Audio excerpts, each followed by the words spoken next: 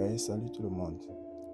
Suivez cette vidéo d'analyse du grand frère Ferdinand Haïté, le maintien d'ordre avec professionnalisme des militaires togolais.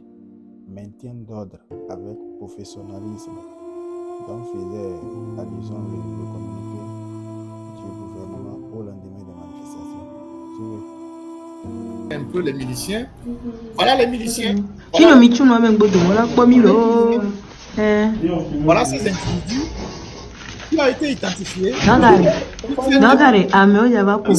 sont appelés vers la forêt sacrée et je pense que c'est au fond de Bassadi là-bas parce que je connais bien ce quartier. Ils sont au fond de Belaba, là où il y a le caniveau, là je connais ça. Donc ils sont à Belaba, ils tiennent des fusils à pompe, des fusils de chasse. Ils ont des gourdins, ils ont des machettes, ils ont des cordelettes.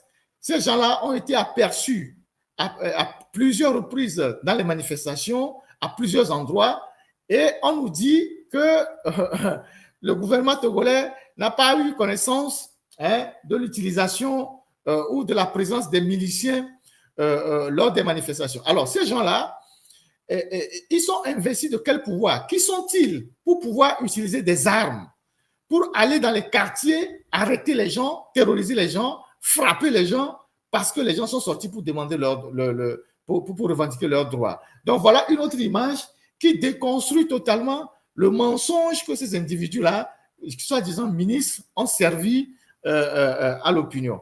Alors, vous savez, ces images-là sont du 26, 27, 28. Mais déjà le 5 et le 6, il y a eu d'autres images.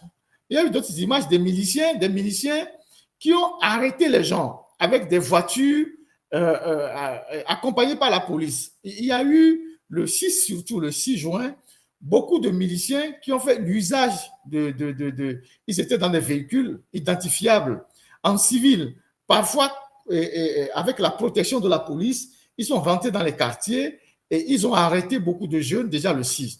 Je vais vous montrer, on a fait une petite investigation, je vais vous montrer comment ils ont opéré le 6 juin. Et vous allez comprendre que nous sommes quand même en train de travailler à collecter des informations. Vous voyez ce véhicule-là, le véhicule qui est devant, que la technique garde cette image pour le moment. Vous voyez ceux qui sont sur TikTok, regardez un peu sur YouTube. Regardez ce véhicule, les deux véhicules qui sont là. Il y a un premier véhicule devant qui est un Foruna, 4x4 Foruna. Et derrière la 4x4 Foruna, il y a le véhicule de la police qui couvre la 4x4. Et ça, c'est dans le quartier de Bassadi, à Ebelaba. Donc, dans le premier véhicule en noir, il y a des miliciens qui sont dedans. Ce véhicule a fait le tour de toutes les manifestations à Lomé le 6. Ils ont arrêté les jeunes, ils ont enlevé des gens avec ce véhicule-là.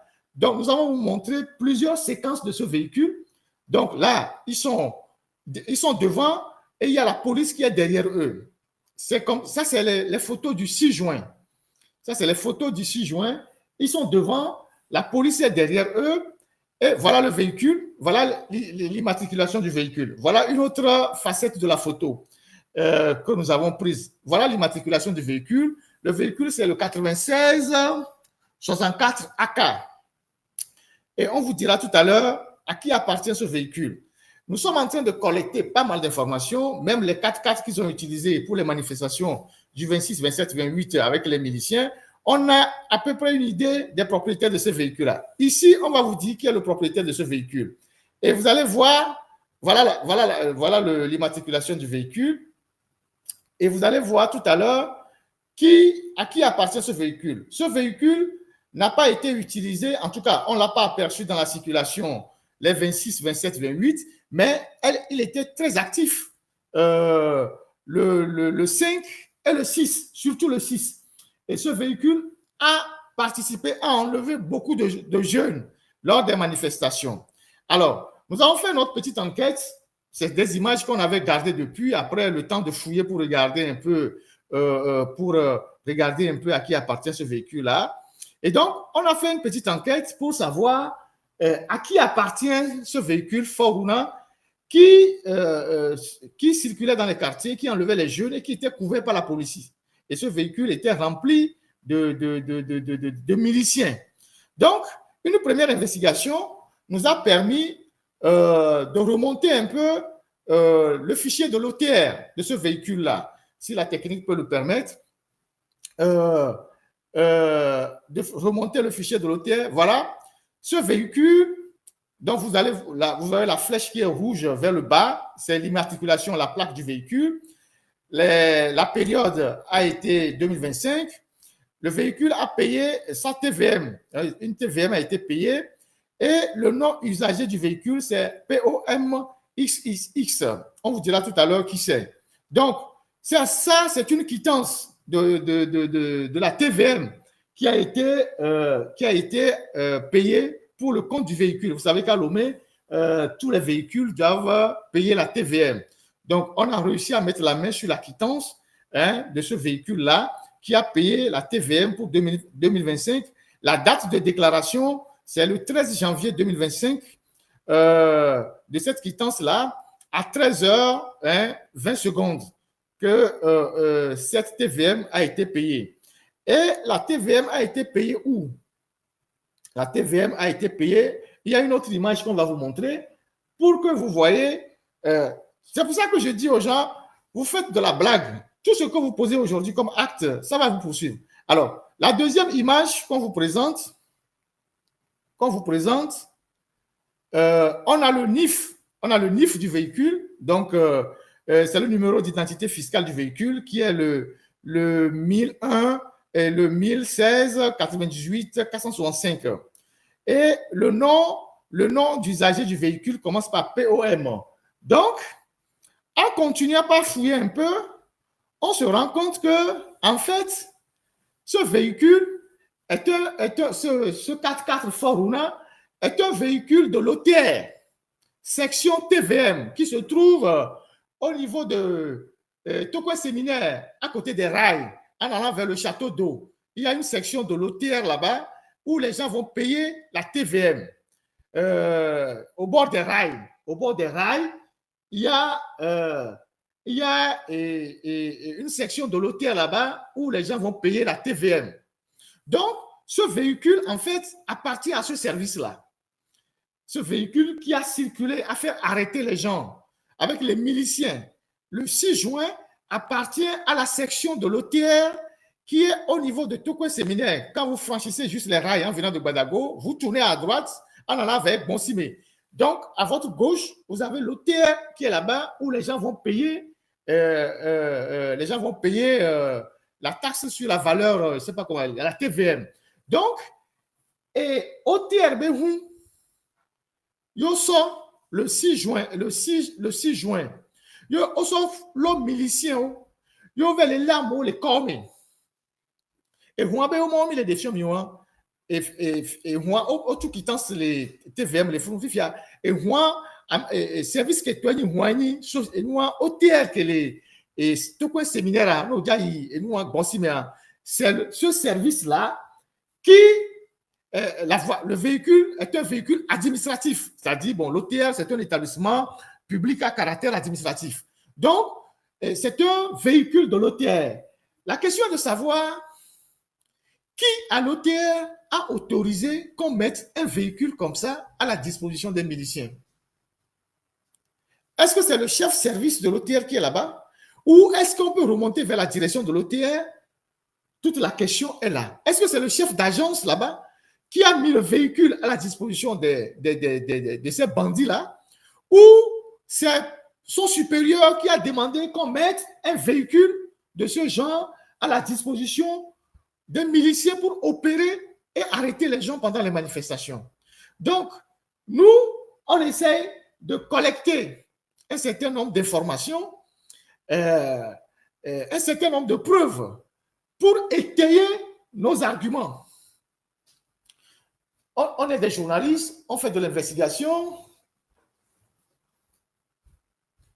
Il semble qu'actuellement, ils ont quitté là-bas. Je ne sais pas où ils sont maintenant. Voilà l'information qu'on m'a apportée. Mais il y avait la section OTR qui était là-bas, qui était juste à côté là-bas. Et donc, c'est là-bas qu'on a immatriculé le véhicule. Et le véhicule appartient à cette agence-là, à ce service-là. Donc, c'est ce véhicule qu'ils ont utilisé pour enlever les jeunes jusqu'à Kodjeviakope. Hein. On les a aperçus à Kodjeviakope, à Nikonakoe. Ils ont beaucoup agi dans le quartier de Bain, un peu partout à Koresewa, Bassadi, à Moutiévé, tout ça. Ils ont beaucoup agi là-bas, la colombe de la paix. Mais ils sont allés jusqu'à Moutiévé. Toute la journée, du 6, ce véhicule a fait le tour de Lomé et rentrait en trombe sur les enfants dans les quartiers, faisait arrêter les enfants qui donnaient au véhicule de la police qui est derrière. Vous avez vu le véhicule de la police qui est derrière. C'est ce véhicule-là qui leur servait de couverture. Donc, à nous, comme nous, les vieux, au son des vieux, on a sorti à Kono Rango de Menawea. Donc, au tiers de moi, il y a osant, Solé et des vieux, comment l'appelle-t-on, le 6 juin dernier. Donc, voilà cet élément de preuve qu'on a voulu vous montrer tout à l'heure. Et donc, pour déconstruire les mensonges que les soi-disant ministres qui sont à Lomé ont servi à la presse avant-hier.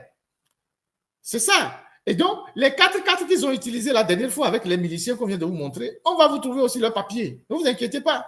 On sait déjà à qui appartient ces véhicules. On va vous trouver les papiers. On va vous trouver les papiers. Le Togo, il est grand, mais il est encore petit. Donc aujourd'hui, on va vous trouver les papiers. Vous allez voir. On sait plus ou moins qui sont ceux qui mettent leurs véhicules à la disposition de ces gens, d'individus de la mort qui vont semer la mort dans les quartiers. C'est des éléments de preuve qu'on compile pour demain. Demain, il ne faut pas que les gens viennent nous dire, oui, on ne savait pas qui était où. Non. Donc, aujourd'hui, on sait que pour la première journée de la manifestation, le 6, c'est un véhicule de l'OTR, section TVM, qui était au niveau du Toukoué séminaire là-bas, ils semble qu'ils ont déménagé, qui a été mis à disposition des miliciens, couvert par la police pour aller frapper dans les quartiers, enlever les jeunes, enlever les enfants des gens, dont certains sont encore introuvables jusqu'à ce jour. Donc, voilà ce que j'ai voulu vous présenter comme élément de preuve des enquêtes que nous sommes en train de faire, des enquêtes qui sont en cours et qui nous permettent de retracer petit à petit, de remonter les pistes des miliciens. Aujourd'hui, il y a des miliciens qui sont en train de parler, il y aura des témoignages qui vont sortir, comment ils ont été organisés, qui les organise, qui leur donne les moyens, combien ils sont payés. Et ces témoignages-là sont très importants pour la suite de la procédure qui sera lancée contre les auteurs, tous ceux qui, aujourd'hui, sont en train de mettre et de donner les ordres pour qu'on aille tuer, frapper, violenter les Togolais dans leur domicile. Donc, voilà ce que j'ai voulu dire sur les miliciens. Je ne sais pas si la technique a d'autres images à me projeter, mais voilà les papiers de ce véhicule-là, ce véhicule qui a servi. À cette réaction du ministre de la Sécurité. Non, attendez d'abord. Les autorités togolaises sont coutumiers de ces déclarations. En 2012, lorsque les miliciens sont sortis dans la rue, le ministre de la Sécurité à l'époque, Yark Damaham, avait dit d'abord qu'il n'avait pas vu de miliciens. Et c'est lorsque ils ont vu la documentation, lorsque la Ligue togolaise des droits de l'homme, les organes de presse avaient pris des photos, des vidéos, c'est en ce moment qu'ils quittent. Je n'ai pas vu de miliciens pour dire que c'est des groupes d'autodéfense. Et parce que les informations devenaient de plus en plus documentées et persistantes. Et c'est à la suite de ça qu'on a interrogé le président de la République, Faure Gnassingbé, lui-même, c'est Jeune Afrique, et lui aussi il a reconnu que c'est des groupes d'autodéfense. Il a regretté. Je rappelle à l'époque que l'ambassade de France au Togo, l'ambassade, le Quai d'Orsay à l'époque, et le département d'État américain au Togo avaient sorti des communiqués pour condamner cette escalade de violence et appeler les autorités togolaises à diligenter des enquêtes pour démanteler les miliciens. Mais rien n'a été fait jusqu'alors. Donc c'est leur habitude. Et tout ce que nous avons vu avec la présence des miliciens bien armés, bien véhiculés et qui repartent au siège du Parti uni, comme le ministre de la Sécurité, Khalis Majoulba, dit que lui n'a pas vu de miliciens. Comme l'a dit Maître Alexis, c'est de la communication, c'est de l'intimidation, c'est le mensonge. Mais mieux, lui, ça me fait un peu triste que ce soit lui, parce que ce ministre, Kalis Maïbouba, il a été ambassadeur pendant longtemps du Togo en France. Il a fait longtemps la France. Il a couvert beaucoup de pays de l'Union européenne. 18 ans. Voilà, pendant 18 ans. Et c'est dommage qu'il retourne aujourd'hui au Togo pour tenir des propos comme ça. Je rappelle que son petit frère, ou son frère de même sang, qui était un colonel, chef de la brigade d'intervention rapide, je crois, a été assassiné à la veille, voilà, en 2020, de la prestation du serment du président Faure Gnassingbé. Et jusqu'aujourd'hui, il y a eu un procès expéditif. On n'a pas encore su la personne qui a abattu cet homme d'armée au sein même du camp. Et donc, voilà un peu. Et c'est dommage quand même qu'il y ait des propos comme ça.